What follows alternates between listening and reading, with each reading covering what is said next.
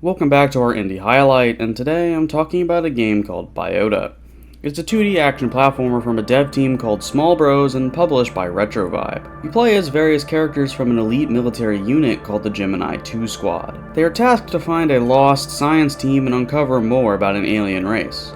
While the story isn't a giant part of the game, I do like some good sci-fi, so it works for me pretty well. More importantly, the gameplay, and for a platformer, especially the control of your character. The platforming is nearly perfect. I have but one complaint about it. The game only has one extra platforming ability, no double jump or dash, it has a wall climb ability. It works just like the Mantis Claw in Hollow Knight, for example. This ability is where my objection lies, but it is a pretty simple nitpick that I got used to after an hour or two of playtime. Jumping off the wall gives you significantly more momentum than jumping off the ground, which I find to be disorienting, and it can make precise platforming a lot more difficult when you're not used to it. Other than this one gripe, I can't say much bad about the platforming in the game. It's simple and effective. What makes this game unique is the various playable characters. As I mentioned, you play as an entire squad, so you can swap out characters at the main base whenever you wish. They have different main attacks and special weapons, which keeps the gameplay really fresh. Personally, I mostly stuck with Zed because of his primary weapon, a shotgun. You can unlock a secondary for him that is pretty powerful too. However, after completing the game and coming back to open a new save file, I was greeted with two new characters, both of which were highly overpowered.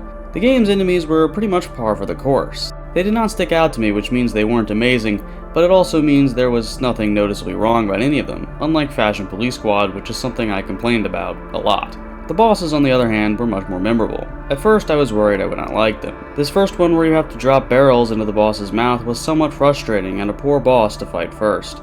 Although the ones after this one are much more fun to fight, the bosses are not as big of a part of the game as they can be for similar games like Hollow Knight or Metroid. A big part of this game is exploration, and while the map is not as confusing as some Metroidvanias, I would definitely still classify this game as such. I never really got lost like I might in Hollow Knight, and that is because this game gives you a map right off the bat and it tells you where you are. To be fair, a lot of Metroidvanias are like this, so I do not have a problem with it. The map is especially useful in this game because the overall area feels a lot more disconnected than other games. The various areas of the map do not necessarily flow together. Most of them are connected by doors and hard transitions. You can also teleport to any of these areas from the main base, and teleport to the main base at any time. I don't really have a problem with this, but it does make it practically impossible to get lost, and some may approve of that, and some may disapprove. Clearly, the developers were not trying to make a game for the player to get completely lost in the world, which does kind of put into question whether or not it is still a Metroidvania. Nonetheless, it has a large maze-like map when compared to basic platformers like Mario, where you just run left to right. It also has various advancement blocks where you have to backtrack to find the correct item to progress, which is a hallmark of the Metroidvania genre. The biggest blockade to your advancement in this game is actually your currency capacity. Items that increase how much money you can carry by 100 can be found throughout the map and are necessary to find in order to purchase whatever item you need to progress. For instance, there is an area that has high levels of radiation, so you have to buy a playable robot character in order to shut off the nuclear reactor. You can only do this by finding the market at which you can purchase it and by acquiring the required number of money-holding items, both of which require map exploration and backtracking. This is essentially textbook Metroidvania gameplay. This game pretty much nails the Metroidvania gameplay in its own style, but it attempts to go further than that. There are some sections of the game that feature vastly different gameplay, like an area that can only be traversed with a slow mech suit. I respect the urge to branch out and experiment with other types of gameplay, but at the same time, I get the sense that the game is just trying to be too many things at once. From what I can remember off the top of my head, there are about 4 or 5 of these sections. Some of them work and some of them I have problems with. They can be kind of hit or miss. I feel like including sections of vastly different gameplay is going to inherently be that way though. The mech suit moves too slowly and the section boils down to spamming the fire button. The flight to the radio outpost is actually fairly fun, but it drags on for too long in my opinion. The final fight was a little unfun, but I don't want to spoil too much. I just did not enjoy the mechanics. I liked the section of the map with the submarine, but again, it was drawn out for too long.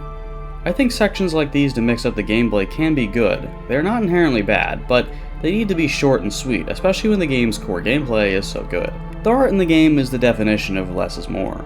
The game features a palette of only 4 colors plus black. Probably my favorite feature in the game, which you may have noticed from watching the background footage, is that the game features tons of palettes which you can switch on the fly. Later in the game I often found myself sticking to the dark green palettes, but I honestly really liked the majority of them. It's such a simple feature, but it is very creative and adds a lot, despite not affecting the gameplay in any way. Other than the colors themselves, I enjoy the environment art and the enemy designs. While I do not think any of them are worth remarking on above anything else, I just think it all works very well and makes the less is more motto work. This is about all I've got to say about B.I.O.T.A. It is a very well made game that uses simplicity to its advantage.